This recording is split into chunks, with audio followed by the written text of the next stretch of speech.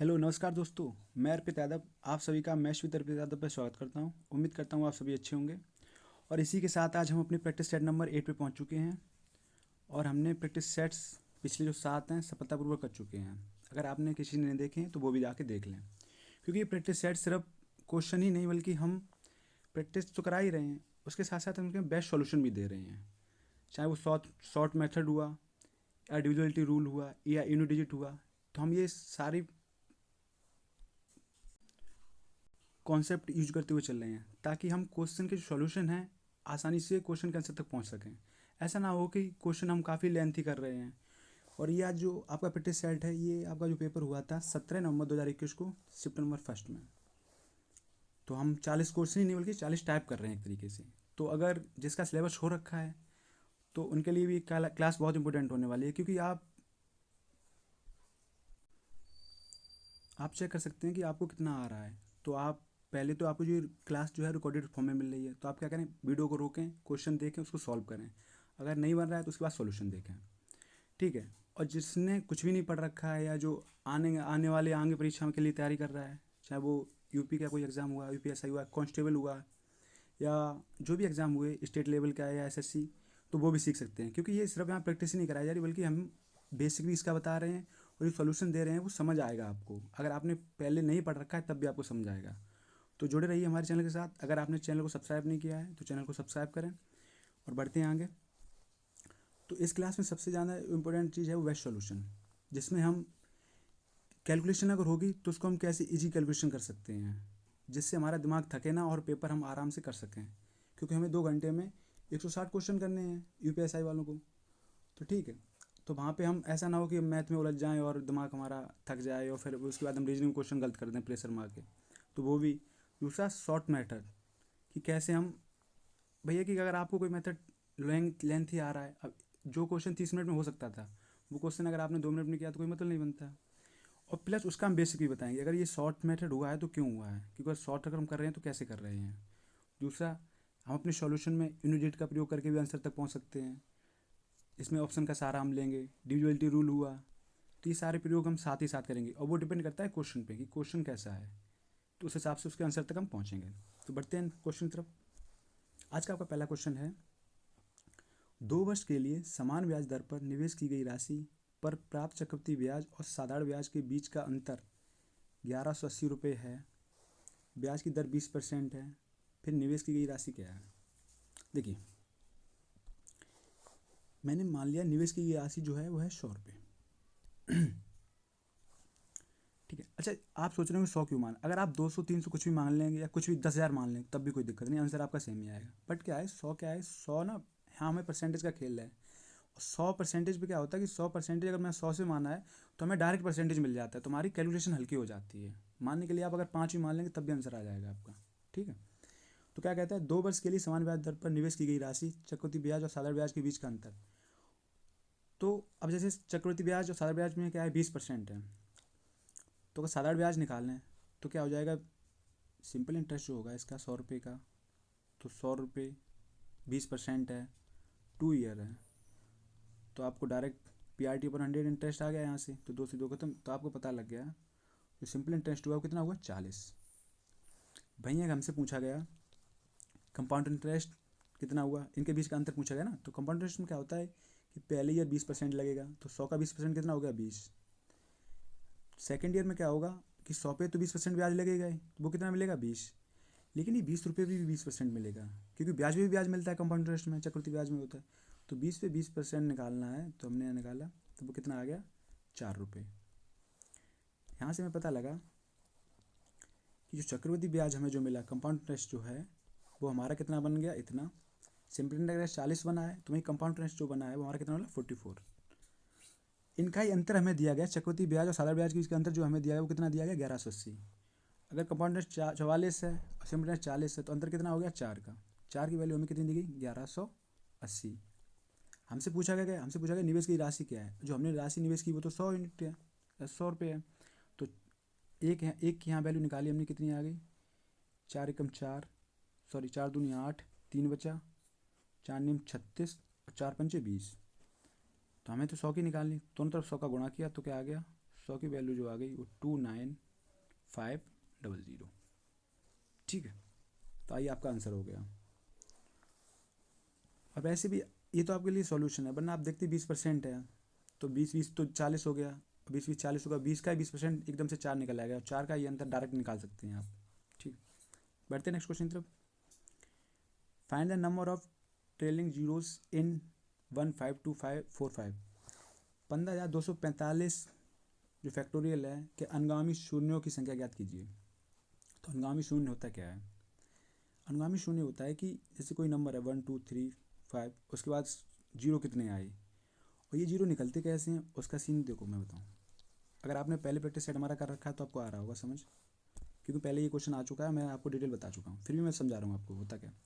जैसे एक factorial value होती है वो होती है 1, वहीं दो फैक्टोरियल जो वैल्यू होती है वो होती है 1 × 2, वहीं तीन फैक्टोरियल जो वैल्यू होती है वो होती है 1 × 2 × 3। ऐसे ही 4 फैक्टोरियल जो वैल्यू होती है वो होती है 1 × 2 × 3 × 4। और 5 फैक्टोरियल जो वैल्यू होती है वो होती है 1 × 2 × 3 × 4 × 5। तो आप देखेंगे ये हो गया कितना, 2 एकम 2, 3 दूनी 6 हो गया, ये हो गया 4 3 12 दूनी 24, ये हो गया 4 3 12 दूनी 24 पंजे 120। तो आपने कहा पहली बार जीरो आया यहाँ पे, तो क्या है 5 फैक्टोरियल में पहली बार जीरो आया। अब देखो जीरो कब आता है, जीरो जब आता है कि जब जिस जीरो जब आएगा जब जैसे 10 है, 10 में जीरो कब आता है पता है, क्योंकि 10 जो है ना 2 × 5 का मल्टीप्लाई है। तो जीरो आने के लिए पहली एक जो कंडीशन है वो है कि जिसमें 2 का गुणा और 5 का गुणा अगर होगा तभी एक जीरो आएगा। तो पहली बार यहाँ पे जब 5 का गुणा हुआ तब जीरो आया, ऐसे ही आगे आएगा। तो हम क्या करते हैं, हम डाटा आंसर निकालने के लिए क्या करते हैं, ये रफ कर रहा हूँ।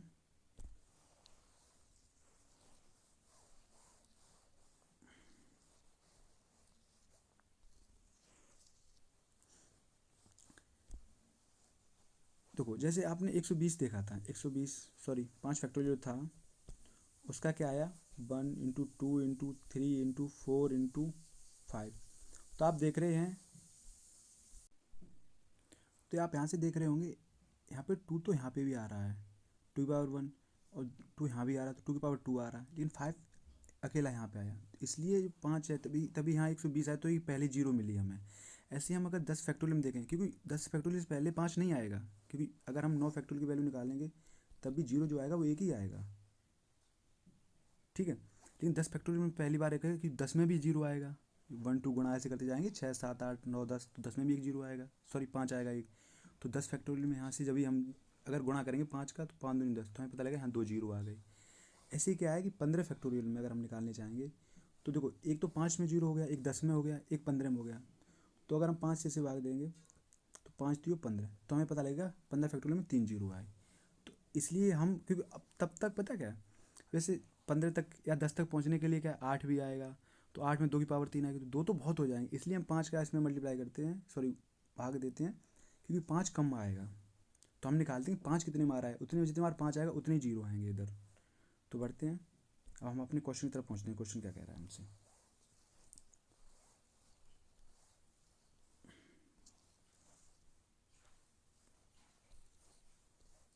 अब देखिए क्वेश्चन में हमें जो नंबर दिया गया कितना दिया गया 15,245, तो इससे हम 5 से डिवाइड करेंगे तो 5 3 15 जीरो 5 को 20 5 में 45, और जब तक हम काटते रहेंगे जब तक ये संख्या 5 से कटना बंद ना हो जाए।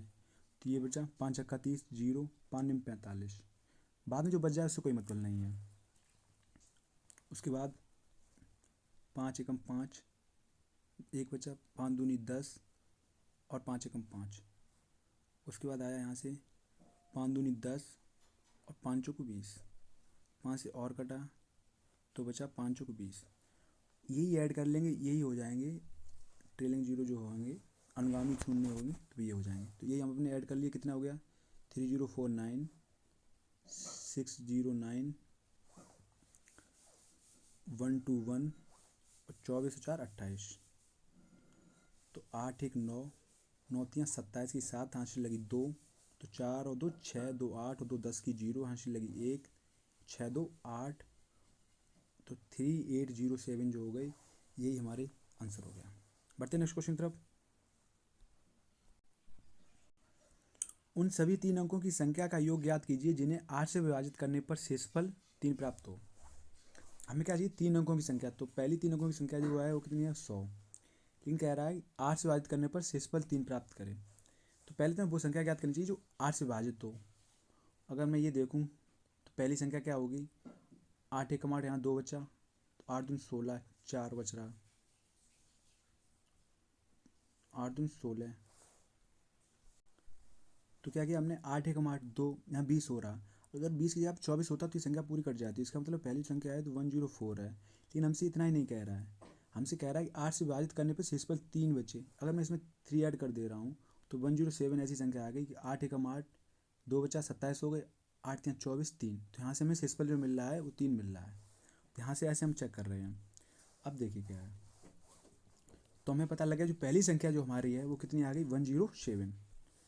अगर पहली संख्या हमारी 107 है तो नेक्स्ट जो संख्या होगी वो हमारी क्या होगी, वो हो जाएगी, तो हमारा जो नेक्स्ट नंबर होने वाला है उसमें +8 ऐड कर दो तो क्या हो गया, 115। ऐसी लास्ट जो संख्या होगी वो कैसे होगी, वो हम निकालेंगे। तो 3 अंकों की संख्या निकालनी, तो 3 अंकों की जो लास्ट संख्या है वो क्या है, 999।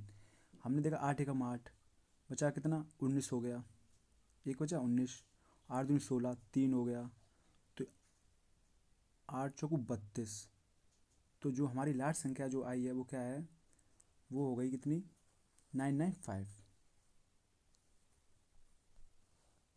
क्योंकि 99 जो 2 है ना ये कट जा रहा है पूरा, देखो 8 एकम 8, उसके बाद एक बचा, 8 दूनी 16, 3, तो 8 चौको 32।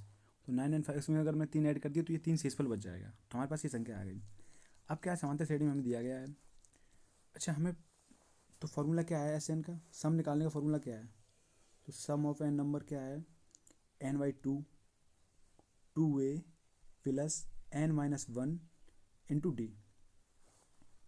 लेकिन हमारे पास ए तो है, ए क्या होता है, फर्स्ट टर्म होता है, तो ए तो हमारे पास कितना है, 107। उसके बाद हमारे पास एन नंबर ऑफ कितने हैं, ये नहीं देखो, डी दिया गया, डी है डिफरेंट कितना है, तो वो कितना का, 8 का। तो डी भी हमें पास है, हमारे पास है, लेकिन हमारे पास क्या है, टोटल नंबर कितने हुए वो नहीं है। लेकिन टोटल नंबर निकालने की संख्या पता है क्या, टी एन होता है, वो होता है last number minus first number, इसका जो डिफरेंट जो होता है +1। तो देखो लास्ट नंबर कितना है, 995, फर्स्ट नंबर कितना है, 107, डिफरेंट कितना है, 8 प्लस का 1। तो 15 में 7 गया, कितना बचा, 8, 8 यहाँ 8, 9 में से गया 8 बचे, अपॉन में क्या है 8। तो ये आ गया कितना, 111। लेकिन प्लस में 1 और है तो क्या हो जाएगा, 112। तो हमें पता लगा जो एन की वैल्यू यहाँ से हमें मिल गई वो कितनी आ गई, 112 हो गई। तो हम ये रफ कर रहे हैं, तो हमें पता लग गया जो एन है हमारा कितना है, वो है 112। अब क्या हम सॉल्यूशन निकाल लेंगे, अब तो कोई दिक्कत ही नहीं है। तो क्या है, एन आ गया 112 बटे 2, 2 गुणा ए कितना है, 107 प्लस एन 112 है, 12 में से एक गया, कितना बचा, 111 इंटू डी, डी कितना है, 8। तो देखो 2 अगर मैं अंदर आएगा, 2 का अंदर गुणा होगा बटे में, तो ये 2 से ये 2 खत्म हो जाएगी। उसके बाद 2 यहाँ भी आएगा क्योंकि प्लस वाले में, तो 2 से ये 4 खत्म। सपोज दैट मतलब मैं अगर 2 यहाँ से हटा दूँ, ये 2 यहाँ से हटा दिया, तो क्या है, इस 2 को मैं ऐसे भी लिख सकता हूँ, 2 को कॉमन लेके बाहर 2 लिखा था, तो ऐसे 2 से 2 ये खत्म हो गया, 2 दूनी 2 से 4 ये खत्म हो गया। तो बचा क्या हमारे पास बचा है 112, अंदर क्या बचा, 107 प्लस 4 एकम 4, 4 एकम 4, 4 एकम 4, 444। तो हमारे पास आया 112 इंटू, अंदर क्या बचा है 7 ऐड कर लिए हमने, क्या किया 7 4 11, यहाँ से लगी 1 5 और 4 1 5। तो हमारे पास जो आ गया कितना आ गया, 551 गुणा 112। अगर मैं गुणा करूँ, अब देखो यहाँ से इन डिजिट का खेल क्या है, यहाँ से अगर मैं गुणा करूँगा तो 2 एकम 2, तो जो यूनिट डिजिट आएगा वो क्या आएगा, 2 आएगा, और 2 सिर्फ एक ही ऑप्शन में है, तो हमें पूरा सोल्यूशन करने की कोई जरूरत नहीं है। तो आपका आंसर नंबर 2 आपका हो गया। बढ़ते नेक्स्ट क्वेश्चन की तरफ। एक घड़ी विक्रेता क्रम से 15% और 20% की 2 लगातार छूट के बाद 2,13,112 रुपये में घड़ी बेचता है, अंकित मूल्य ज्ञात कीजिए। अच्छा ये बताओ, जो छूट होती है, डिस्काउंट होता है, वो किस पे डिपेंड करता है, डिस्काउंट हमेशा होता है वो मार्क प्राइस पे होता है। मार्क प्राइस मतलब अंकित मूल्य। तो क्या है, पहली जो छूट है वो कितनी 15%, दूसरी है 20%, उसके बाद क्या बचा 2,73,000। अब देखिए क्या है, जैसे हमने पहली छूट दी 15%, तो वैल्यू कितनी बची 85। ऐसे मान लो जैसे 100 पे है, 100 पे मैं कह रहा हूँ तुम्हें 15% छूट दो, तो तुमने कहा 15% छूट का मतलब 15% कम हो गया, तो 100 का 15% कितना हुआ 15। अब वो हमने माइनस कर लिया तो कितना हो गया 85। भाई हम डायरेक्ट भी लिख सकते हैं कि 100 का 15% छूट हो खत्म ही होगी, तो बचा कितना 85%, तो 85 तो बटे 100, तो हमने डायरेक्ट काट लिया तो 85। तो भाई मैं यहाँ पे कर रहा हूँ डायरेक्ट 85 लिख लिया मैंने। उसके बाद छूट, नेक्स्ट छूट कितनी की है, तो नेक्स्ट छूट है वो है 20% की। अगर वो 20% की है तो बचा कितना 80, 80/100। यही बन रहा है, कितना बन रहा है 2,13,112। क्योंकि ये तो कह रहा है 15% और 20% की दो लगातार छूट के बाद जो बना है ना 2,13,112 रुपये में घड़ी बेचता है। तो यहाँ से हमें अंकित मूल्य निकल आएगा। मैंने सॉल्व कर लिया, 1 0 से 0 खत्म। उसके बाद 4 से काटा, 4 दूनी 8, 4 पंचे 20, बचा कितना 13, 4 3 12, बता कितना 1, 4 दूनी 8, बचा कितना 3, तो 4 7 28 और 4 8 32, इतना हो गया। उसके बाद आया, अगर मैं 2 से काटूँ तो 2 पंचे 10, 5 से काटा कितना बचा 17, तो मैं यहाँ से 17 से काट रहा हूँ, तो क्या बचा 17 तिया 51, ठीक है, बचा कितना 2, तो 17 एकम 17, बचा कितना 5, 57 हो गया, तो 17 तिया 51, बचा कितना 6, तो 17×6 = 68। तो यहाँ से हमें आ गया MP × 1/100 = जो आ गया 3134, इतना आ गया। तो ये 100 का इधर मल्टीप्लाई हो जाएगा, तो MP कितना आ गया, जो MP मतलब मार्क प्राइस जो हो गया आपका, अंकित मूल्य जिसे बोलते हैं, वो आपका आ गया 313400, ऑप्शन नंबर बी। ठीक है, इसी के साथ बढ़ते हैं नेक्स्ट क्वेश्चन की तरफ। 1970 रुपये में एक वस्तु को बेचने से जो हानि होती है वह उसी वस्तु को 2370 रुपये में बेचकर प्राप्त होने वाले लाभ का 85% है। उस वस्तु का क्रय मूल्य ज्ञात कीजिए। तो हमसे कह रहा है 1970 रुपये में बेचने पर जो हानि होती है, मान लो CP कुछ भी होगा, कॉस्ट प्राइस जिसे बोलते हैं, जिसमें हम चीज़ खरीद के लाए, या जो क्रय मूल्य है। उसके बाद क्या कह रहा है कि अगर मैंने इसे 1970 में बेच दिया तो हमें जो हानि हुई है वह उसी वस्तु को 2370 रुपये में बेचकर प्राप्त होने वाले लाभ का 85% है। अगर मैं ये वस्तु को अगर 2370 रुपये में बेच रहा हूँ तो जो हमें प्रॉफिट हो रहा है ना, वो जो हानि हो रही है यहाँ पे 1970 रुपये बेचने पर, वो 2370 रुपये में बेचकर प्राप्त होने वाले लाभ का 85% है। अगर प्रॉफिट यहाँ पे हमें 100 हो रहा है, तो जो हमें लॉस हो रहा है ना वो कितना है 85। क्योंकि क्या कह रहा है हमसे, ये तो कह रहा है कि होने वाले लाभ का 85% है, जो हानि है ना वो लाभ का 85%। अगर मैंने मान लिया प्रॉफिट 100 का हो रहा है, आप में से कोई कहेगा मैं 100 का नहीं मानता, आप कुछ भी मानेंगे आंसर आपका निकल आएगा। लेकिन पता है बात क्या है, बात ये है कि अगर मैंने 100 मान लिया ना तो इसका 50% निकालने में मुझे दिक्कत नहीं हुई, मैंने एकदम से 50 मान लिया। तो मैटर करता है कि हमारा सोल्यूशन ईजी हो रहा है या नहीं हो रहा है। मानने के लिए आप 20,000 मान लेंगे तब भी निकल आएगा। ठीक है, तो उस वस्तु का क्रय मूल्य ज्ञात कीजिए पूछा गया। तो CP पहुंचने के लिए अब क्या है, देखो यहाँ से यहाँ जो रुपये में जो चेंज है वो यहाँ परसेंटेज में चेंज है। परसेंटेज मतलब है कि 100 का जो लॉस हो रहा है वही क्या है, सॉरी 100 की जो प्रॉफिट हो रही है, और यहाँ कितना है 85 का लॉस हो रहा है। तो 185 का जो डिफरेंट है यहाँ तक, क्योंकि प्रॉफिट से लॉस तक गया, इनका कितना रुपये के बीच में कितना है, तो 7 में से 0 गया, 7 बचा, 7 में से 7 गया 0, और 13 में तो 9 गया 4 बचा, तो 407। तो हमें पता लगा 185 की वैल्यू 407 है, हमें CP निकालना है। तो यहाँ से हमने A की वैल्यू निकाली। तो अगर मैं यहाँ से काटूँ तो ये 37 से कट रहा है, तो 37 पंजे होता है 185, 37 एकम 37 और 37 एकम 37। आपको लगा 37, आपको कैसे पता लगा, देखो 407 को देखते मुझे लगा कि ये ना 37 से कट जाएगा, 37 एकम 37 हो और 3 बचा। तो ये आप पे डिपेंड करता है, जितनी आप प्रैक्टिस कर लेंगे आपको समझ आ जाएगा। लेकिन हमसे क्या कह रहा है, हमसे पूछ रहा है क्रय मूल्य बताइए। तो अगर क्रय मूल्य देखो 2370 रुपये बेचने पे उससे 100 यूनिट का प्रॉफिट हो रहा है, और हमें 5 की वैल्यू कितनी दी गई 11 है। अगर मैं 100 का प्रॉफिट देख लूँ, तो अगर मैं 20 का गुणा कर दूँ दोनों तरफ, तो हमें पता लगा जो है कितना प्रॉफिट है, वो है किसका 220 का। अगर मैं उसमें सेलिंग प्राइस में से अगर मैं प्रॉफिट माइनस कर दूंगा तो हमारा सीपी मिल जाएगा हमें। तो भाई वही है, तो 2377 में से मैंने 220 माइनस कर दिया, तो बचा क्या 7, 7 में से 2 गया 5, 3 में से 2 गया 1, 2, तो 2157 आपका आंसर हो गया। ऑप्शन नंबर आपका सी। अब सोच, अगर आप देखो यहाँ से अगर 85 की वैल्यू, क्योंकि यहाँ देखो 1970 में बेचने पर क्या उसे लॉस हो रहा है कितने का, 85 यूनिट का। अगर 5 का 11 है, यहाँ से मैं 85 का निकाल के अगर इसमें जोड़ दूंगा, क्योंकि लॉस हो रहा है, अगर लॉस कवर कर दूंगा तो सीपी निकल आएगा, तो यहाँ से भी निकल आ जाएगा, कोई दिक्कत नहीं है। बढ़ते नेक्स्ट क्वेश्चन तरफ। ए बी से 3 गुना तेजी से कार्य करता है। यदि बी 280 दिनों में अकेले किसी कार्य को पूरा कर सकता है, तब उन दिनों की संख्या ज्ञात कीजिए जिनमें ए और बी मिलकर कार्य पूरा कर सकते हैं। तो हमसे एक कंडीशन दी गई, क्या कह रहा है, ए जो है बी से 3 गुना तेजी से काम कर रहा है। अगर बी एक दिन में एक काम कर रहा है तो ए जो है वो कितना काम कर रहा है, 3। भाई हमसे कह रहा है यदि बी 280 दिनों में अकेले किसी कार्य को पूरा कर सकता है।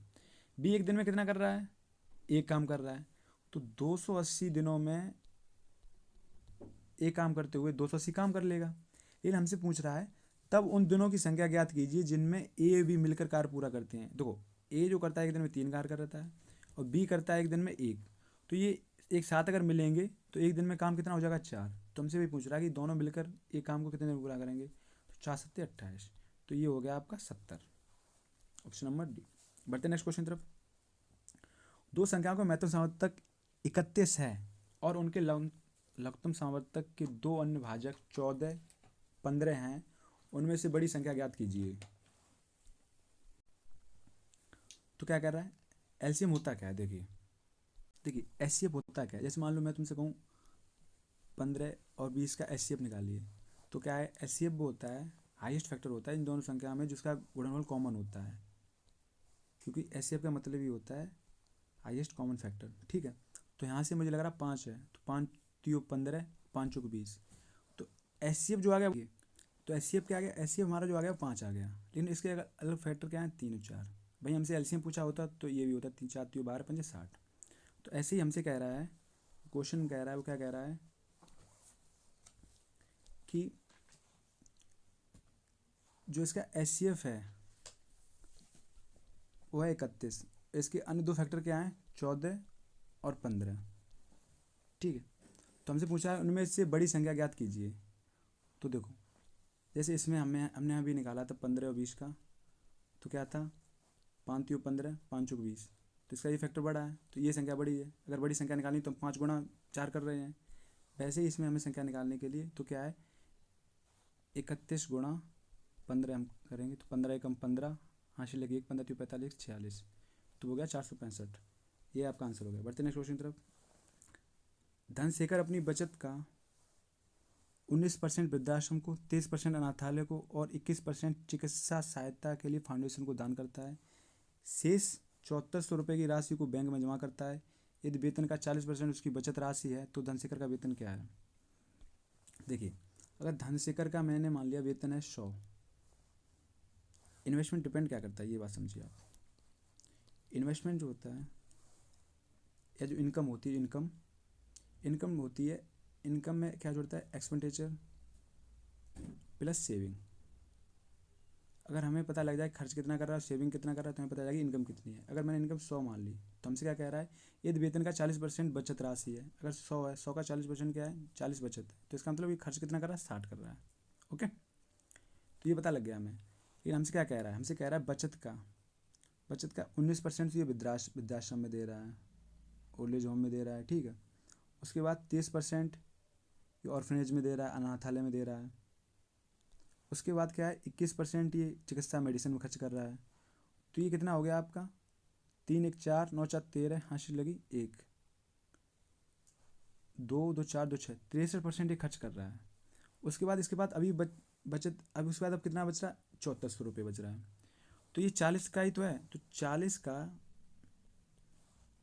7400 बच क्यों रहे, क्योंकि पता है इसने 40 का पूरा परसेंट तो खर्च नहीं कर पाया, 63% खर्च कर पाया। तो इसके पास अभी 40 का जो बचा है कितना बचा 37%, वो 40 का 37% जो है वो कितना है 7400, परसेंट हटाया 0 बढ़ा दो तो 37 दूनी 74, तो ये आ गया 200, और 20 दूनी 40, 20 पंजे 100, तो ये 2 से 2 खत्म हो गया, तो एक का वैल्यू जो आ गई वो कितनी आ गई 500। एक की वैल्यू अगर 500 आ गई तो हमसे पूछा गया इसका वेतन बताइए, इनकम पूछ रहा है। तो इनकम की जो अमाउंट है वो क्या है, हमने कितनी मानी थी 100। तो अगर एक की वैल्यू 500 है तो 100 की वैल्यू कितनी आ गई, दो तरफ 100 का गुणा कर दिया तो वो आपकी आपकी 50,000।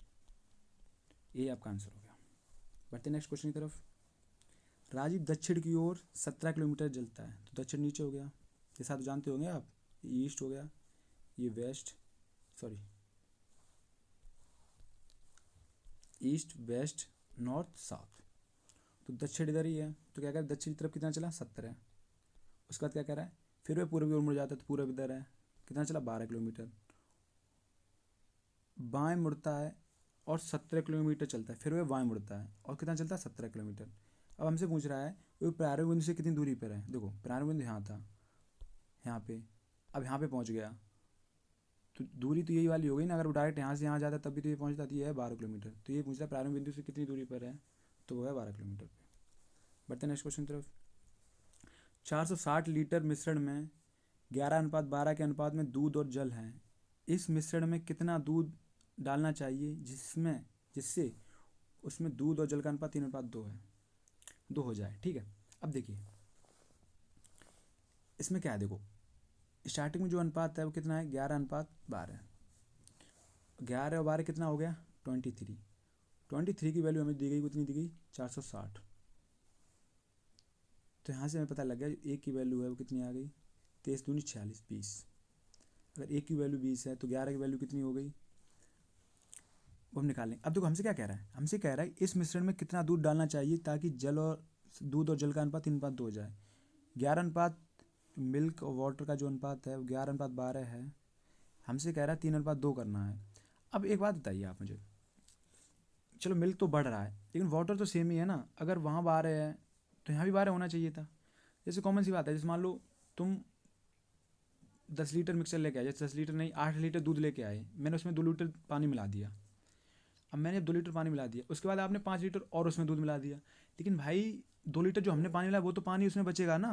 पानी तो 2 लीटर ही रहेगा ना। अगर जब भी पूछा जाएगा पानी इसमें कितना है तो 2 लीटर है, पानी ना कम ज़्यादा नहीं होगा। तो अगर मैं पानी यहाँ पे सेम बना रहा हूँ क्योंकि चेंज तो सिर्फ दूध में हो रहा है, तो मैं दोनों तरफ अगर 6 का गुणा कर रहा हूँ यहाँ पे, तो ये हो गया 6 18, 6 18 और 6 दूनी 12, क्योंकि वाटर ऊपर भी सेम है नीचे भी सेम, तो हमें पता लग गया। लेकिन मिल्क बढ़ कितना रहा है, ये हमसे कह रहा है कितना दूध मिलाया, तो दूध का यूनिट बढ़ा कितना 7, 7 मिला। लेकिन एक की वैल्यू अगर 20 है तो 7 की कितनी हो गई, वो हो गई आपकी 140।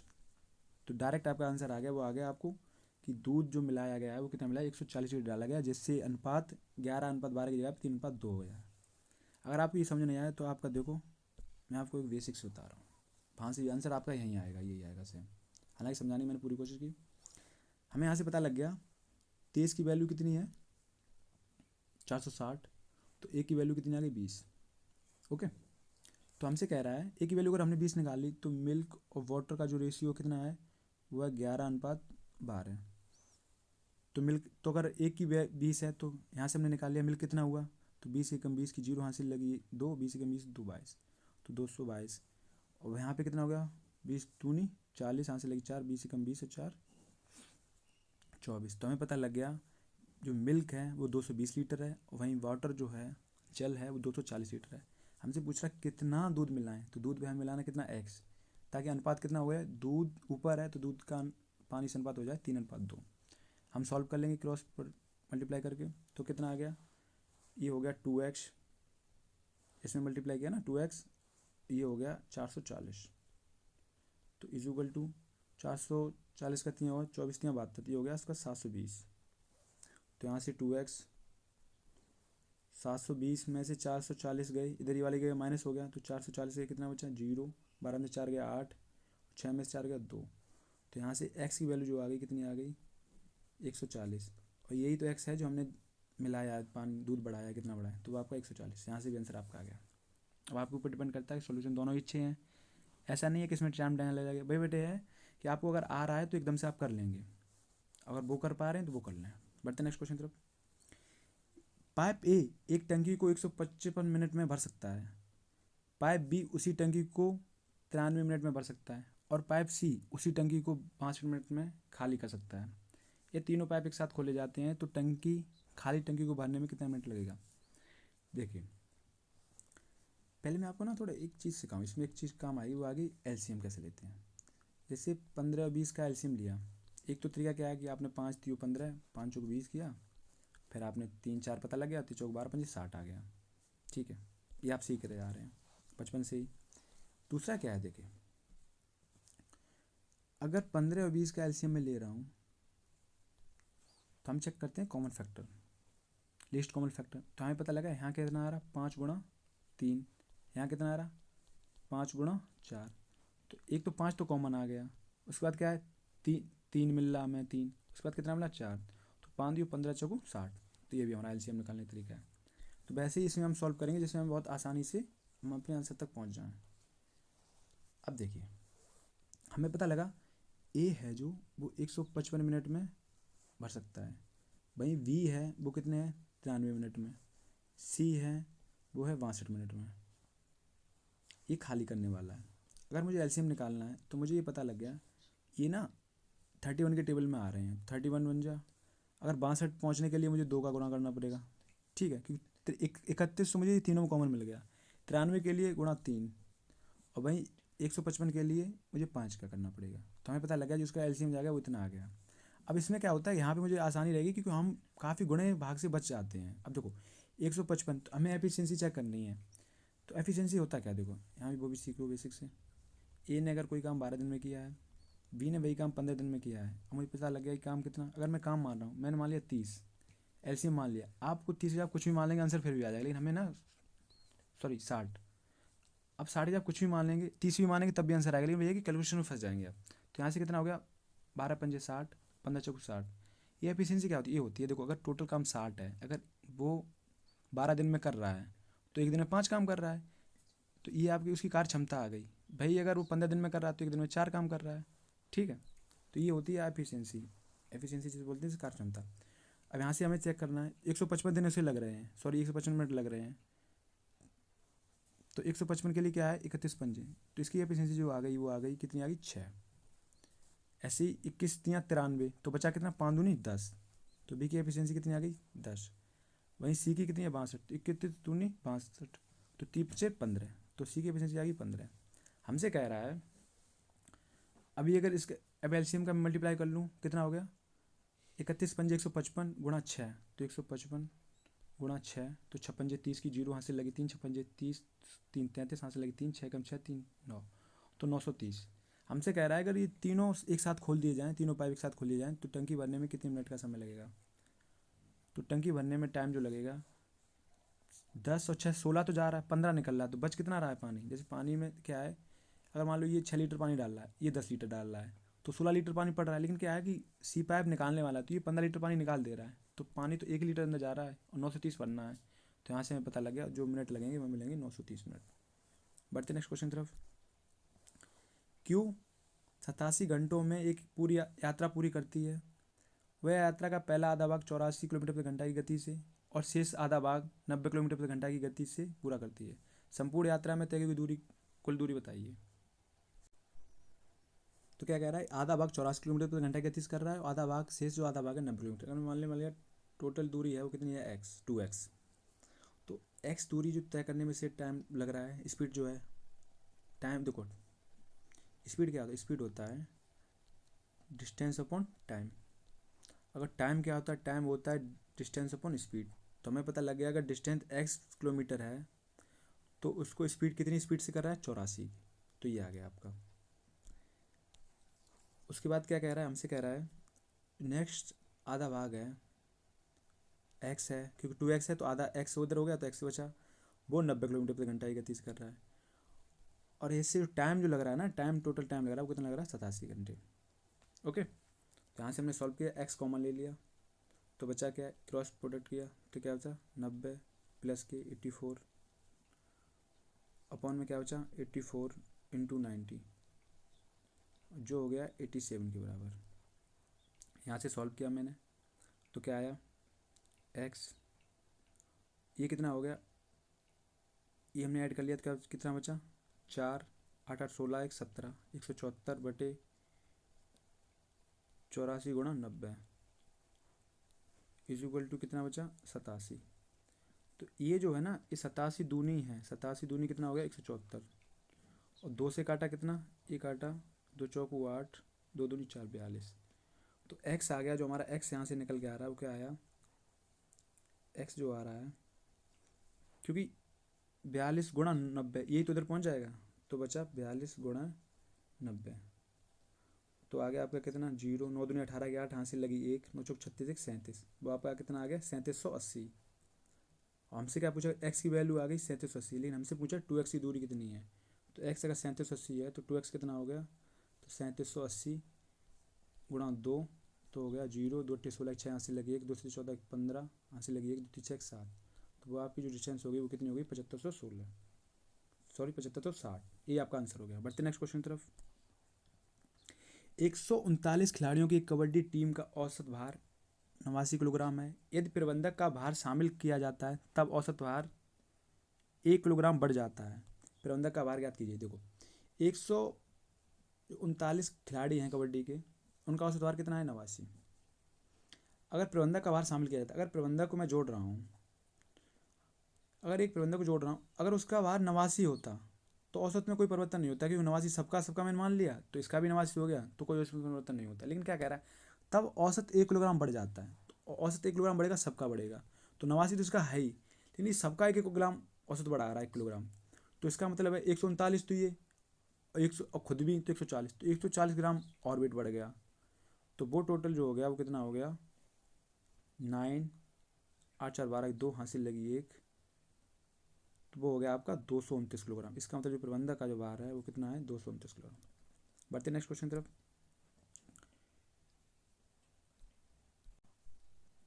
ये क्वेश्चन थोड़ी मिस्टेक है, ये क्वेश्चन ऐसे दिया गया है, देखो कैसे दिया गया है 52 इंटू 24, उसके बाद क्या है, उसके बाद है divided by 2 root 5 7 6 divided by 2। ये आपका क्वेश्चन हुआ। तो सॉल्व करेंगे, क्या बचा, तो यहाँ पे हमारे पास बचा कितना 52 गुणा 24, ये डिवाइड वाला तो ये नीचे आ जाएगा, तो भाग में क्या आ गया 2। अब देखिए कोष्टक में 576 किसका अंडर रूट होता है, वो है 24 का, 24 का वर्ग होता है 576, और भाग में कितना बचा 2, ये 2 इसके नीचे आ जाएगा, अगर यहाँ से भाग हटाएंगे तो क्या इतना बचा 12। ठीक है, तो कितना हो गया, ये हो गया 12। तो हमारे पास जो अब आया बचा कितना 52 इंटू 52 इंटू 24 बचा 2 गुणा 12, ये 12 बचा, तो 12 दूनी 24, ये 24 खत्म, तो हमारे पास जो बताया वो बचा क्या है 52 का होल स्क्वायर।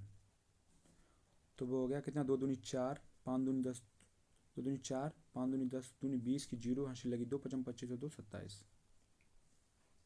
तो ये हम निकालते कैसे, देखो ऐसे निकालते हैं 52 जैसे है, तो हमें क्या पहले इसका स्क्वायर करना है, तो कितना आ गया 2 दूनी 4, फिर क्या मुझे इन दोनों का गुणा करना, 5 दूनी 10, इनका गुणा करने के बाद 2 का प्लस इंटू 2 करना है इसमें, 5 दूनी 10 दूनी 20 की 0 हासिल कितना 2, फिर मुझे इसका स्क्वायर करना है, तो कितना हो गया 25 और 2 27। अभी के लिए आप इतना समझें, बाकी जब मैं स्क्वायर रूट और स्क्वायर पढ़ाएंगे तो वहाँ पे आपको डिटेल में बताऊंगा। बढ़ते नेक्स्ट क्वेश्चन तरफ। 1540 के गुणनखंडों की संख्या ज्ञात कीजिए। तो गुणनखंडों की संख्या ज्ञात करने के लिए क्या है, इसके कॉमन जो फैक्टर हैं इसके फैक्टर निकालने कितने हैं, तो निकालने फैक्टर कितने हो गए 1540, प्राइम फैक्टर निकाल रहे हैं कितने हैं 2, 2 से काटा 2 सत्ते 14, 2 सत्ते 14 0, फिर से 2 से काटा 2 तीन 6, 1 बचा 2 अट्ठे 16, 2 पंचे 10, उसके बाद से 5 से काटा तो कितना बचा 5 सत्तू 35, 5 सत्तू 35, 1 बचा 5 तीन 15, सॉरी 3, 5 सत्तू 35, उसके बाद आया 7, 7 से कटा कितना 11 बार, और 11 से 1 बार, तुम्हारे पास आ गया 2 की पावर 2 इंटू 5 की पावर 1 इंटू 7 की पावर 1 इंटू 11 की पावर 1। गुणनखंडों की संख्या निकालने के लिए क्या है कि जो ये आया इसमें एक एक बढ़ा के गुणा कर देते हैं, तो कितना आ गया 2 का कितना हो गया 3, 1 का कितना हुआ 2, 7 की पावर 1 का कितना हुआ 2, और ये है 1 का कितना हुआ 2, तो कितना आ गया 3 दूनी 6 दूनी 12 दूनी 24। ये आपका आंसर हो गया, ऑप्शन नंबर डी। बढ़ते नेक्स्ट क्वेश्चन तरफ। ये क्वेश्चन है, ये इस प्रकार दिया गया है, क्या है देखो, इसमें थोड़ी मिस्टेक है। क्या है, 0.007 डिवाइडेड बाई क्वेश्चन मार्क, उसके बाद आता है प्लस 0.006 डिवाइडेड बाई 0.06। एक मिनट, बड़ा हो रहा काफ़ी। देखो ऐसे दिया गया क्वेश्चन, ये क्या है, 0.007 डिवाइड बाई एक्स। अगर मैं क्वेश्चन मार्क को एक्स मान ले रहा हूँ, उसके बाद क्या है प्लस 0.006 डिवाइड बाई 0.06, उसके बाद आता है प्लस 0.08 डिवाइड बाई 0.08 0.8, आगे आ रहा है इक्वल टू में आ रहा है 0.3। ठीक है, तो देखिए इसको मैं क्या लिख सकता हूँ, देखो एक तो क्या है, ये तो अपॉन में आएगा, तो ये 7/x, और दशमलव हटाया तो कितने 3 जीरो नीचे बढ़े आगे। ठीक है, प्लस ऐसे ही क्या है, इसे में 6/, ये 6 तो नीचे आ जाएगा, लेकिन क्या है देखो, यहाँ 0.3 अंक है, यहाँ 0.2 अंक है, तो 1 जीरो और बढ़ जाएगा, तो 6 जीरो हो जाएगा। ऐसे ही प्लस में क्या बचा, यहाँ भी 2 अंक ऊपर दशमलव है, दशमलव नीचे 1 अंक है, तो क्या हो जाएगा 8/80 इधर भी हो गया, और इधर कितना हुआ 0.3 है, तो दशमलव हटाया 3/10 हो गया, तो 8 एकम 8, 6 एकम 6। तो हमारे पास जो आया वो कितना आया 7, 3 जीरो है ना यहाँ पे, तो x into 1000 is equal to, sorry plus 1/10, 1/10 कितना हो गया 2/10, तो अगर ये हम इधर पहुँचा दें 3/10 और माइनस के 2/10, तो हमारे पास क्या आ गया, हमारे पास बचा जो यहाँ पे बचा है वो कितना, 1/10 बचा है। तो हमारे पास जो आया है 7/x into 1000 is equal to कितना बचा था इधर 1/10, 1/10, तो मैं एक जीरो से एक जीरो खत्म हो जाएगा। अगर मैं x उधर ले जाऊँ तो क्या बचा 7/100, x ऊपर पहुँच गया यहाँ पे, तो इज इक्वल टू x। अगर यहाँ से मैं अगर जीरो जीरो हटाएंगे तो दशमलव ऊपर लगेगा, ऊपर कितने लगेगा 2 अंक पे, तो x की वैल्यू जो हमारे पास आ गई वो आ गई 0.007। आंसर आपका आ गया 0.07, ये आपका आंसर है, ऑप्शन नंबर बी। बढ़ते नेक्स्ट क्वेश्चन तरफ। जब एक भूखंड को 25,675 रुपये में बेचा जाता है तो मालिक को 21% की हानि होती है। 21% लाभ प्राप्त करने के लिए भूखंड को किस मूल्य पर बेचना चाहिए। अब देखिए हमसे कह रहा है, अगर मैंने मान लिया 100 रुपये इसकी क्रय मूल्य है, या खरीदा हमने, या इसका मान लिया मूल्य है, लेकिन क्या कह रहा है, हमसे कह रहा है अगर 21% की हानि होती है, अगर 21% की हानि हो रही है तो कितने बेच रहा है 79 में, तो उसका मूल्य कितना दिया गया, उसका मूल्य दिया गया 25,675। भाई हमसे कह रहा है 21% लाभ प्राप्त करने के लिए भूखंड को किस मूल्य पर बेचना चाहिए। तो हमसे कह रहा है कि 100 की है तो 121 में बेचना चाहिए, तो किस मूल्य पे होना चाहिए। तो हमें यहाँ से एक की वैल्यू निकालनी 21 की, उसके बाद 121 की निकालनी। लेकिन हमें एक चीज़ समझ में आ रही है कि देखो 121 में जो टेबल होता है वो कितने का होता है 11 × 11 होता है। तो मैं ये चेक कर लूँ कि इसमें 11 का डिजिबिलिटी लगा रहा हूँ, तो देख रहा हूँ कौन सा ऑप्शन कट रहा है, शायद यहाँ से आंसर निकला है। तो देखो पहले ऑप्शन में देख रहा हूँ 11 का डिजिबिलिटी रूल कहता है क्या, वो कहता है कि या तो इनका जो अंक है इनका अंतर या तो जीरो आए, इनका जो अंतर है जैसे मान लो 5 में से 2 गया 3 बचा, 3 में से 0 गया 3 बचा, 4 में से 0 गया 4 बचा, या तो इनका अंतर जो है या तो 0 आ जाए अब इन जोड़ने पर, या 11 आए, तो ये संख्या 11 से कट जाएगी। तो ये कितना हो 4 3 7 3 10, तो ये संख्या पहले वाली तो नहीं कट रही। नेक्स्ट चेक कर रहे हैं हम, दूसरी हमने चेक की कितना है, तो 5 में से देखो 2 घटाया, हम यहीं घटाएंगे कितना 3 बचा, 3 में से 4 गया तो माइनस का 4 बचा, 3 में 7 गया यहाँ पे है, 3 में से 0 गया, अगर आगे कुछ नहीं तो 0 मान लेते, 3 में से 0 गया तो 3 बचा, तो 6 में से 4 गया 2 बच रहा, तो ये भी नहीं होगा। तीसरा ऑप्शन चेक किया 5 में 2 गया 3 बचा, 3 में से 9 गया तो माइनस का 6 बचा, 3 में से 0 गया 3, तो ये हो रहा 3 3 प्लस प्लस के हो रहे, और ये 6 कट रहा, तो ये पहला आंसर हो गया। लेकिन ये चौथा भी चेक कर रहे, क्या पता चौथा भी हो सकता है। ठीक है, तो हमने चौथा जब चेक करने आए तो हमने देखा 5 में से 2 गया 3 बचा, और 3 में से 8 गया माइनस के 5 बचे, 3 में से 0 गया 3 बचा, तो ये तो प्लस का, तो यहाँ आ गया प्लस का 1, तो ये भी नहीं होगा। तो आपका ऑप्शन नंबर सी हो गया। बट आप नहीं ऐसे कर पा रहे, नहीं सोच पा रहे, तो कोई दिक्कत नहीं, सॉल्यूशन कर ले रहे हैं हम। तो क्या कह रहा है सॉल्यूशन क्या है, तो यहाँ से हम ए की वैल्यू निकाल रहे हैं। तो हम क्या करते हैं, भाग विधि लगा रहे हैं अपनी, क्योंकि हमें 79 का तो 79 का टेबल तो पता नहीं, और ये प्राइम नंबर हो रहा है। तो हमने देखा 8 या 24 लगभग ये 3 के आसपास जाएगा, क्योंकि 8 चौक 32 320 हो जाएगा। तो 3 में 27, 7 हाथ से लगी, 2 3 7 21 और 2 23। तो 16 में से 7 गया 9 बचा, 4 में से 3 गया 1 बचा, और 7 ये लगभग जाएगा 2 बार, क्योंकि 3 जाना 8 या 24 जाना हो जाएगा। तो 9 कितना हो गया 158। तो बचा 17 में से 8 गया 9 बचा, और 8 में से 5 गया 3 बचा, ये हो गया 5। तो ये जा रहा है 5 बार। तो ये आपकी वैल्यू आ गई कितनी 325। तो हमें पता लग गया यहाँ से जो हमारी एक की वैल्यू आ गई वो कितनी आ गई 325। तो हमने देखा एक की वैल्यू अगर 325 है, हमें निकालनी कितनी 121 की, तो 121 का गुणा कर दिया मैंने 121। तो वो हो जाएगा आपका 121 को लिख सकते हैं 325 गुणा 120 प्लस का 1। तो हमने किया 0 12 5 60 की 0 यहाँ से लगी 6 12 दूनी 24 और 36 यहाँ से लगी 3 बातें 36 और 3 39। इसमें क्या जोड़ना +1 325 और जोड़नी 325। तो आपका आंसर कितना आ गया 5 2 2 3 9 3 39325। तो ऑप्शन नंबर आपका क्या हो गया ए सी हो गया आपका। ठीक है, बढ़ते नेक्स्ट क्वेश्चन की तरफ। 7 वर्षों के लिए 27% वर्ष की दर से 21,950 रुपये साधारण ब्याज के अंतर्गत मिश्रण क्या होगा। मिश्रण होता क्या है, मिश्रण जो अमाउंट होता है वो क्या होता है प्रिंसिपल प्लस इंटरेस्ट। तो हमें प्रिंसिपल पता है कितना है 21,950, इंटरेस्ट निकालना है। तो इंटरेस्ट निकालने का होता है PRT/100। प्रिंसिपल कितना 21,950, आर कितना है 27%, और जो टाइम है वो कितना है 7/100।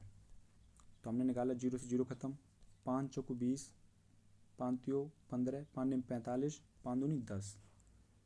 उसका 10 से मल्टीप्लाई किया हमने, 7 का अगर मल्टीप्लाई कर रहा हूँ तो कितना हो गया 7 निम 63 की 3, यहाँ से लगी 6, 7 या 21 और 6 21 6 27, यहाँ से लगी 2, 7 चौको 28 और 2 30। ये हो गया। इसमें मल्टीप्लाई हमें कितने का और बचा है 27 का और करना है अपॉन में 2। तो 27 का मल्टीप्लाई करने के लिए पहले मैं 3 का कर ले रहा हूँ, तो 3 त्रिका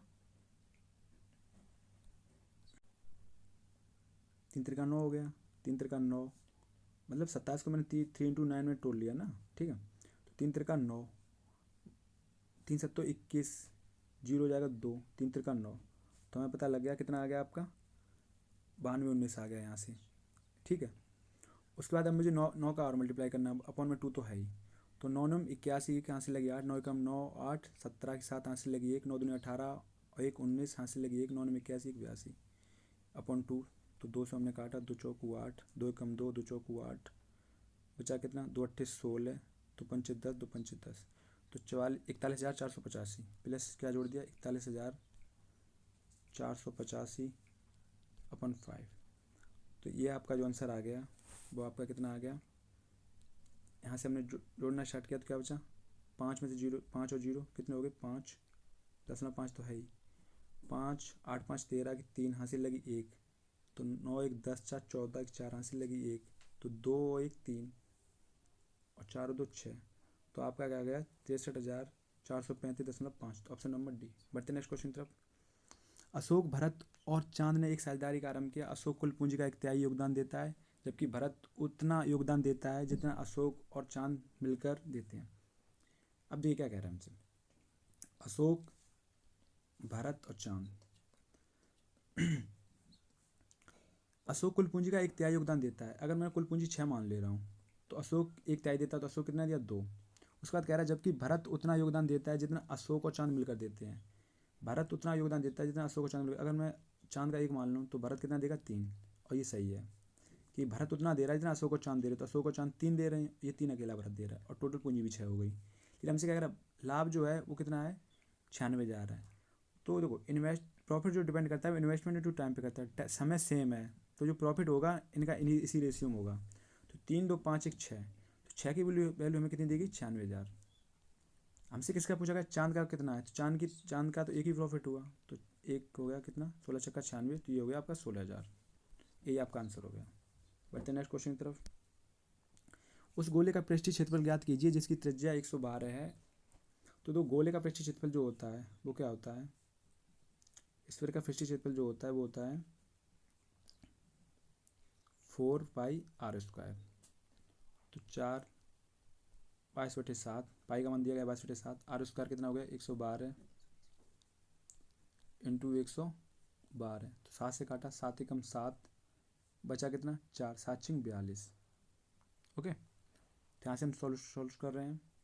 तो पहले क्या करते हैं, 22 का गुणा किया इसमें, तो क्या हो गया 22 दूनी 44, बचा कितना 4, 22 एकम 22 और 4 26, बचा कितना 2, 22 एकम 22 और 2 24।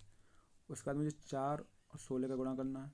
तो मैंने 16 का गुणा पहले कर लिया, 16 चौक 64 की 4 हासिल लगी 6, 16 चक्का 96 और 6 102, बचा कितना 10, 16 चौक 84 और 10 94, बचा कितना 9, 16 दूनी 32 और 9 कितना हो गया 41।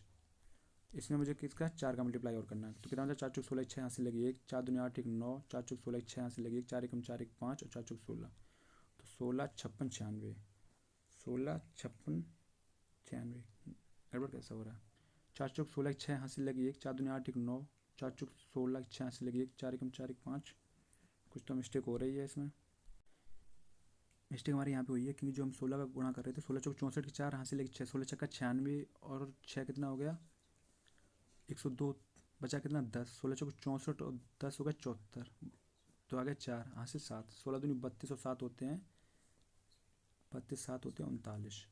आप कर रहे हैं मल्टीप्लाई। तो हमने 4 का गुणा किया, क्या बचा 4 चौक 16 6 हासिल लगी 1, 4 दूनी 8 1 9, 4 चौक 16 6 हासिल लगी 1, 4 9 36 1 37, बचा कितना 3, 4 3 12 और 3 15, तो 15 76 96। आपका आंसर नंबर सी। बढ़ते हैं क्वेश्चन की तरफ। हमें दिया गया निम्नलिखित गुरुत्व श्रेणी का योगफल ज्ञात कीजिए। तो जो एन होता है, एन टर्म का जो फॉर्मूला होता है उसको क्या है, ए कोष्टक में 1 माइनस 1 अपॉन आर की power n upon 1 minus r. हमें दिया गया है ए कितना है, ए जो दिया गया फर्स्ट टर्म जो होता है वो कितना है 9/10। आर सारा अनुपात होता है वो होता है कि second term upon first term, तो वो आपका कितना आ गया 1/10। तो यहाँ से हम निकाल लेंगे एस एन का कितना हो गया, एस एन ए कितना हो गया 9/10, उसके बाद 1 माइनस 1/आर, आर कितना है 1/10, तो वो कितना आ गया, यहाँ जो फॉर्मूला है ना इसमें आर 1/, नहीं है यहाँ पे है आर, ठीक है। तो वो कितना हो गया 1/10 की पावर एन, यहाँ पे क्या बचा 1 माइनस 1/10। तो आपके पास अब बचा क्या 9/10 तो है ही, 10 एकम 10 में से गया 9/10, तो ये उल्टा हो जाएगा, ये कितना हो जाएगा 10/9 हो जाएगा। इसमें क्या बचा 1/10 की पावर एन, तो 9 से 9 खत्म, 10 से 10 खत्म, बचा क्या 1/1 माइनस 10 पावर एन, तो ये एन है। तो ऑप्शन नंबर डी। बढ़ते नेक्स्ट क्वेश्चन की तरफ। Z1 एक्सप्रेस और X1 एक्सप्रेस 695 मीटर और 625 मीटर लंबी दो ट्रेनें हैं जो क्रम से 203 किलोमीटर प्रति घंटा 193 किलोमीटर प्रति घंटे की गति से समांतर पटरियों पर चल रही हैं। ये दोनों ट्रेनें एक दूसरे के विपरीत चल रही हैं, तो दूसरी ट्रेन द्वारा पहली ट्रेन को पार करने में कितने सेकंड का समय लगेगा। देखो हो क्या रहा है, दोनों की डिस्टेंस कितनी है, देखो ट्रेन जैसे मान लो Z1 है, Z1 ये ट्रेन है और इधर से विपरीत आ रही है एक दूसरे की, और ये कितनी है X1। तो इस कंडीशन में तो ये पार हो नहीं गई, ये ट्रेन पता पार कब होगी, जब X1 यहाँ पहुँच जाएगी और जो Z1 होगी वो कहाँ पहुँच जाएगी यहाँ पे। जैसे ये दोनों ख़त्म होंगे तभी ये यहाँ पे जब ख़त्म हो गए तभी ये पार हो जाएंगे। तो इसका मतलब है ये टोटल डिस्टेंस कितनी कवर कर रही हैं, वो कर रही हैं अपनी लंबाई की। तो X1 Z1 की कितनी है 695, 695 है Z1 की। वहीं X1 की कितनी है, X1 की जो है वो है 625। तो 5 5 10 की 0 हासिल लगी 1, 9 3 12 2 हासिल लगी 1, 6 6 12 13, 13 से 20। और हमसे क्या कह रहा है, हमसे बोल रहा है अब ये जब दोनों विपरीत दिशा में जानी तो इनकी जो टाइम होगा, सॉरी जो स्पीड होगी वो जुड़ जाएगी, क्योंकि इधर भी जा रही एक इधर से आ रही, तो दोनों स्पीड जुड़ जाएंगी। तो हमारे पास फॉर्मूला क्या है, स्पीड इक्वल टू होता है चाल बराबर दूरी बटे समय। ओके, तो यहाँ से हमें समझ आया चाल हमारी कितनी आ गई, 203 और 193, 203 प्लस 193, और डिस्टेंस कितनी कवर कर रहे हैं, 1320, हमसे टाइम पूछा गया है। तो ये कितना हो गया, 3 3 6 9 और 396, 3 किलोमीटर पर घंटा में, इसको मैं मीटर पर सेकंड बदलने के लिए कितना है, 5/18 से किया, बचा कितना 1320, टी निकालना है हमें। तो 6 से काटा 36 18, 6 36 6 36, उसका 3 से काटा कितना बचा 33, सॉरी 22, 3 दूनी 6 3 दूनी 6। उसके बाद अगर मैं 11 से काटूँ तो 11 दूनी 22, 11 एकम 11, 11 दूनी 22, बचा कितना 2, 2 से काटा कितना 60। तो यहाँ से हमें अगर मैं 5 से काट रहा हूँ तो क्या बचा, 5 से काटा कितना हो गया 12। अगर टी इधर आएगा तो टी जुगल टू जो आ गया वो कितना आ गया 12 सेकेंड। यही आपका आंसर है। बढ़ते हैं नेक्स्ट क्वेश्चन तरफ। क्या कह रहा है हमसे, दिए गए सभी वर्षों के लिए ब्रांड एक्स टी शर्ट की कुल बिक्री के आधे ब्रांड जेड टी शर्ट की कुल बिक्री के बीच का कितना अंतर है। देखो एक्स टी शर्ट की कुल बिक्री, एक्स की है कितनी कुल बिक्री, देखो 2006 में कितनी है एक्स की 1000, तो एक्स की यहाँ लिख ले रहे हैं हम कितनी 1000। 2007 में कितनी है 1150, 1150। 2008 में कितनी है 1150। वहीं 2009 में कितनी है एक्स की, वो है कितनी 950। तो ये ऐड किया हमने कितना हो गया, तो ये हमने ऐड किया कितना हो गया 0 0, 5 3 15, 5 यहाँ से लगी 1, तो कितना बचा 9 1 10, 1 11, 1 12, 1 2, यहाँ से लगी 1 4, तो ये हो गया 4250 हो गया एक्स का। लेकिन हमसे क्या कह रहा है, एक्स टी शर्ट कुल बिक्री के आधे, तो उसका आधा किया तो कितना हो गया 2125। वही हमसे कह रहा है जेड टी शर्ट की कुल बिक्री के बीच कितना अंतर है। जेड की कितनी कुल बिक्री है, तो हम जेड की निकाल ले। जेड की देखो पहले ईयर कितनी है 750, तो जेड की कितनी आ गई 750। उसके बाद जेड की कितनी है, दूसरी ईयर है 850, तीसरी ईयर कितनी है 950, उसके बाद है कितनी 1150 जेड की, तो 1150। तो हमने ऐड किया कितना हुआ 0, 5 चौक 20 की 0 यहाँ से लगी 2, तो 9 8 7 15 2 17, 17 1 18, 18 और 9 27, 7 यहाँ से लगी 2, तो ये हो गया 3700। तो अगर मैं यही इसका अंतर पूछ रहा है, अगर 3700 में से मैं 2125 घटा दे रहा हूँ कितना बचा, 10 में से 5 गया 5 बचा, 9 में से 2 गया 7 बचा, 6 में से 1 गया 5 बचा, 3 में से 2 गया 1 बचा, तो आपका आ गया 1575। ये आपका आंसर है, ऑप्शन नंबर ए। बढ़ते हैं नेक्स्ट क्वेश्चन तरफ।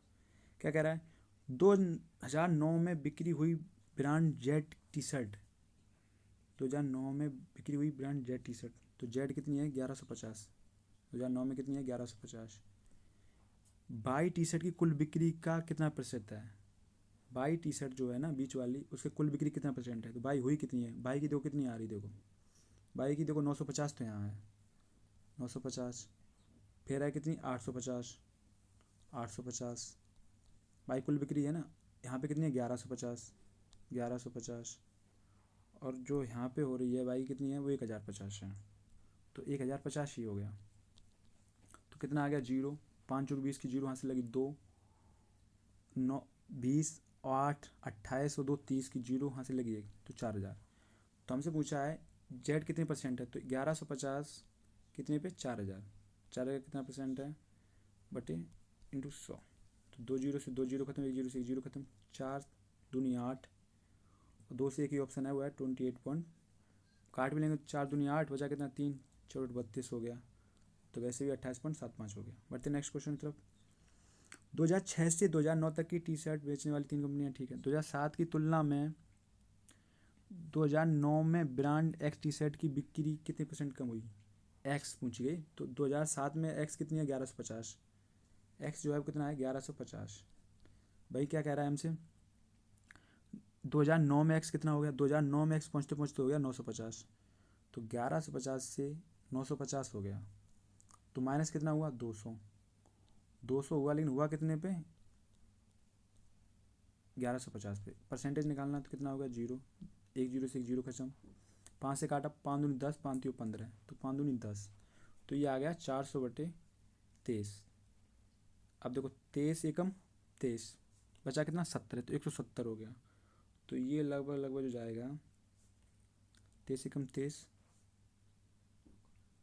5 छत्ती छदूनी 12 छत्ती 18, तो ये जाना हो जाएगा। तो ये लगभग 15 दशमलव, नहीं जाना है। तो ये कितना जाएगा 23 एकम 23, बचा कितना 70, 170 हो गया। 170 अगर 7 या 21 की कहाँ से लगी, 2 7 दूनी 14 और 2 16 161, हाँ ये 17.389, ऑप्शन नंबर डी। बढ़ते नेक्स्ट की तरफ, क्योंकि 17 दिखते ही हमें पता लगे ये सब दूर दूर है, ये 17 यही है, एक ही ऑप्शन है, तो हमें आगे करने की जरूरत नहीं है। बढ़ते नेक्स्ट क्वेश्चन की तरफ, तैराकी के खेल में कितने छात्र रुचि रखते हैं। स्विमिंग का है कितना 50 डिग्री, जबकि टोटल जो है वो कितना है 360 डिग्री की वैल्यू कितनी दी गई, कुल संख्या कितनी दी गई 1080, तो 0 से 0 खत्म, और 36 यहाँ कितना होगा 108, तो एक की वैल्यू कितनी आ गई 3। तो हमसे पूछा है तैराकी, स्विमिंग, स्विमिंग कितना है, तो स्विमिंग की वैल्यू कितनी है 50, तो 50 निकालने के लिए दोनों तरफ 50 का गुणा किया, तो 50 यहाँ 150, तो हमें पता लगा 150। बढ़ते नेक्स्ट क्वेश्चन की तरफ, उन छात्रों की कुल संख्या ज्ञात कीजिए तीरंदाजी और टेनिस दोनों खेलते हैं। तो हमें पता लगा एक की तो 3 आ गई, तो तीरंदाजी आर्चरी कितनी है 40, और टेनिस कितना है 70, तो 7 5 12 120, तो 120 की निकालने के लिए दोनों तरफ 120 का गुणा किया, तो 120 यहाँ हो गया 360, तो यही आपका आंसर हो गया।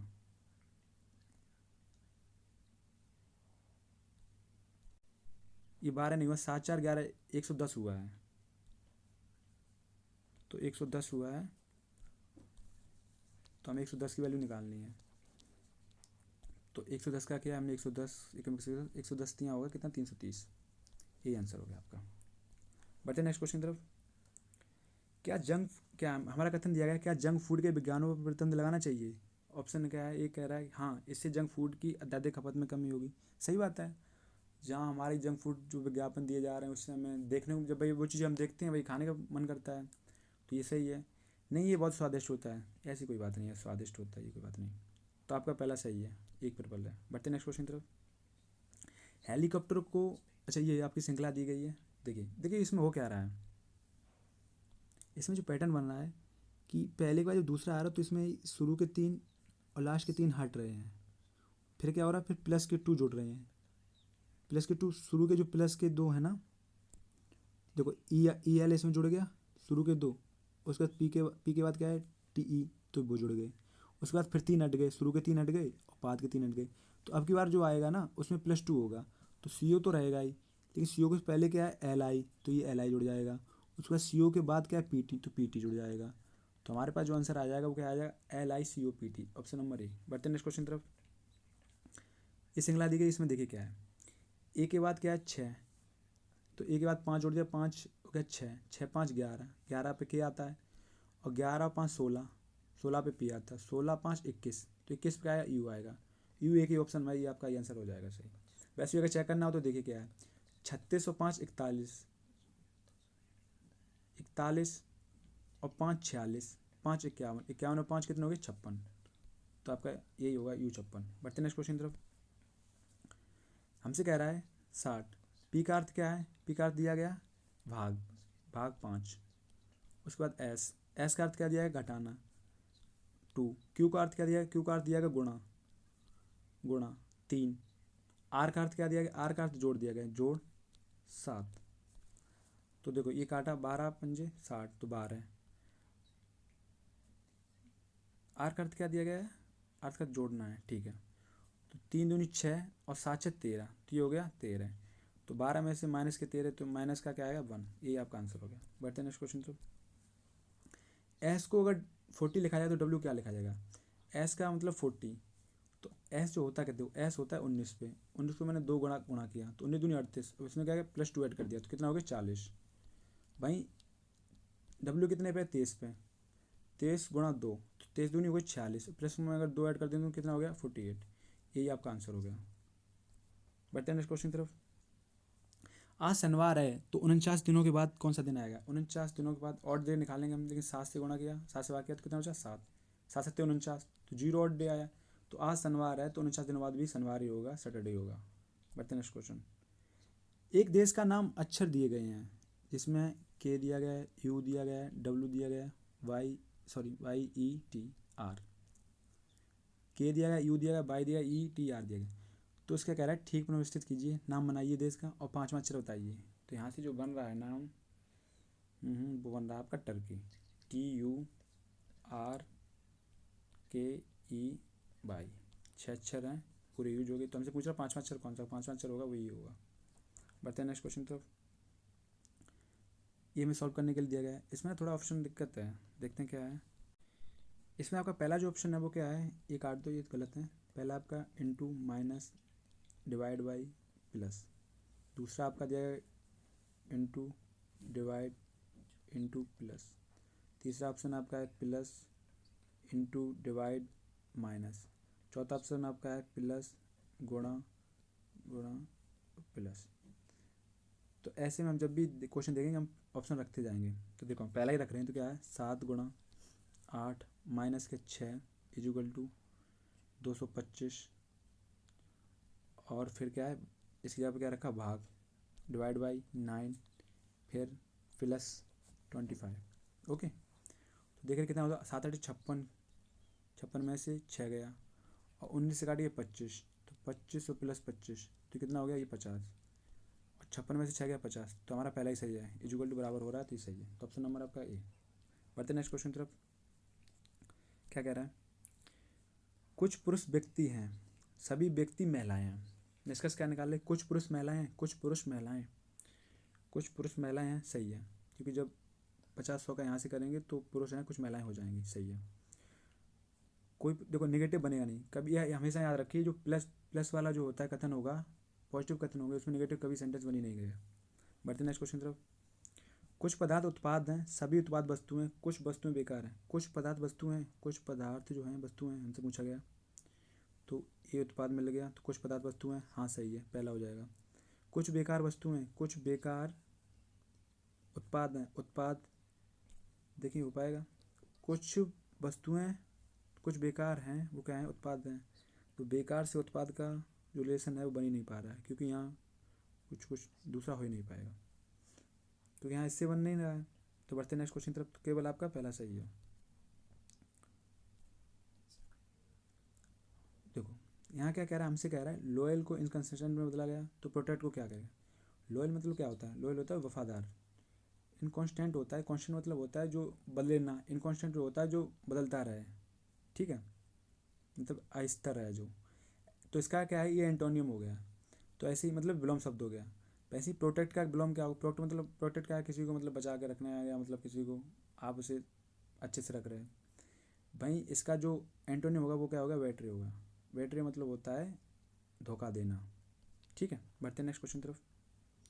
इसमें हमसे कह रहा है दी गई आकृति जल प्रतिबिंब है। जल प्रतिबिंब में क्या होता है, अगर यहाँ प्रतिबिंब लगा, इसमें यहाँ प्रतिबिंब लगा हुआ है, ठीक है, तो क्या होगा, ये सारे अक्षर पलट जाएंगे, उल्टे हो जाएंगे। तो आर है इधर, इसका ऊपर मुंह है, इसका नीचे मुंह हो जाएगा, तो ये तो होगा नहीं पहला, तो क्योंकि ई कहाँ से आ जाएगा नीचे, तो आर, ये ठीक है, ये ठीक है, आर आई ठीक है। उसके बाद क्या है, डी है। डी जो अभी इसमें ऐसी बनी है, वही जल प्रतिबिंब जब बनेगी ना, तो वो क्या बन जाएगी, वो ऐसी बनेगी, तो डी यहाँ सही है। उसके बाद क्या है, जी है, जी, तो जी आएगी, यहाँ ई पहले आ गई, तो ये भी गलत हो गया, तो ऑप्शन नंबर आपका सी। बढ़ते नेक्स्ट क्वेश्चन तरफ। मैरी जब भी गणित में सॉन्ग प्राप्त करती है तो उसकी शिक्षिका उसे एक पायलट पेन उपहार देती है। मैरी के पास 2 पायलट पेन है, तो इसका क्या निकाला जाता है, मैरी ने गणित में 2 बार सॉन्ग प्राप्त किए होंगे, मैरी की शिक्षिका ने उसे वो पेन उपहार दिए होंगे। देखो मैरी के पास 2 पायलट पेन है, ठीक है, लेकिन इसका मतलब ये नहीं है कि मैरी ने 2 बार, मतलब हो सकता है कि उसने 2 बार 100 पार किया, लेकिन ये सत्य नहीं है, ठीक है। उसके बाद क्या है, क्योंकि ऐसा कोई कथन में ऐसी कोई बात कही नहीं है कि उसने 2 बार अंक प्राप्त किए।